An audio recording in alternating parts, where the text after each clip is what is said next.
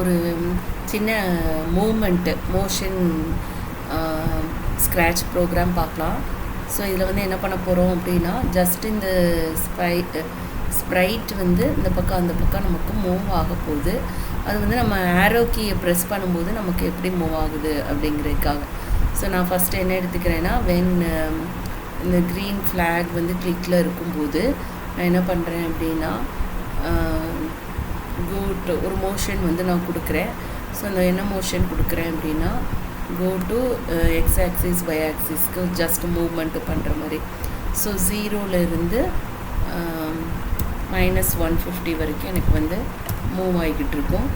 So இது வந்து அடுத்தது நான் என்ன கொடுக்குறேன்னா, எப்போவுமே இருக்கிற மாதிரி ஒரு இது கொடுக்கேன் ஃபாரெவரில். So forever. ஸோ இதில் வந்து லெஃப்ட்டோ ரைட்டோ நான் ஆரோ கீயை வந்து லெஃப்ட் ஆரோவை ப்ரெஸ் பண்ணும்போது எனக்கு வந்து அதனுடைய வேல்யூ வந்து லெஃப்ட் சைடு வந்து நான் மூவ் பண்ணணும். அது மாதிரி ரைட்டை ப்ரெஸ் பண்ணும்போது ரைட் சைடு வந்து எனக்கு மூவ் பண்ணுற மாதிரி இருக்கணும். ஸோ நான் அதுக்கு என்ன எழுதுகிறேன் அப்படின்னா, இஃப்குள்ளே நான் என்ன பண்ணுறேன் அப்படின்னா, இஃப்பு எனக்கு வந்து அந்த கீயோட ரைட் ஆரோவை நான் ப்ரெஸ் பண்ணும்போது, ஸோ அதுக்கு நான் என்ன எழுதுகிறேன் அப்படின்னா, சென்சிங்கில் ப்ரெஸ்ஸிங்கிறதுனால சென்சிங்கில் ரைட் ஆரோ. ஸோ இந்த இடத்துல இதை எடுத்துக்கோங்க. இதை எடுத்து இதுக்குள்ளே போட்டுருங்க. போட்டால் கீயோட ரைட் ஆரோ ஸ்பேஸில் ரைட் ஆரோவை எனக்கு ப்ரெஸ் பண்ணும்போது எனக்கு அதனுடைய மோஷனோட வேல்யூ சேஞ்ச் ஆகணும். So change x/10. So change x/10 இதாக இருக்குது. ஸோ இதை இதில் வச்சுக்கோங்க. இதில் வந்து சேஞ்ச் x/10. ஸோ அதுக்கு அடுத்தது மறுபடி அதனுடைய லெஃப்ட் ஆரோவை ப்ரெஸ் பண்ணும்போது நான் கண்ட்ரோலில் போய் மறுபடி ஒரு பிளாக் எடுத்துக்கிறேன்.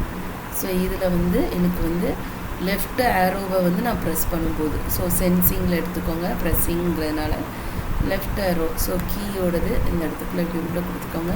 இதில் வந்து லெஃப்ட் ஆரோவை ப்ரெஸ் பண்ணும்போது அதே சேஞ்ச் x/-10 அப்படின்னு கொடுத்துக்கோங்க. ஸோ இப்போது சேஞ்ச் எக்ஸு. ஸோ அதை எங்கே பார்க்கலாம் அப்படின்னா, மோஷனில் சேஞ்ச் x/10 இதை வந்து -10 அப்படி சேஞ்ச் x/-10.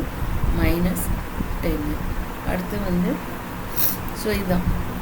இப்போ நான் வந்து என்னுடைய இது வந்து ஃப்ளாக் வந்து க்ரீன் ஃப்ளாக் வந்து கிளிக் ஆகிருக்கு.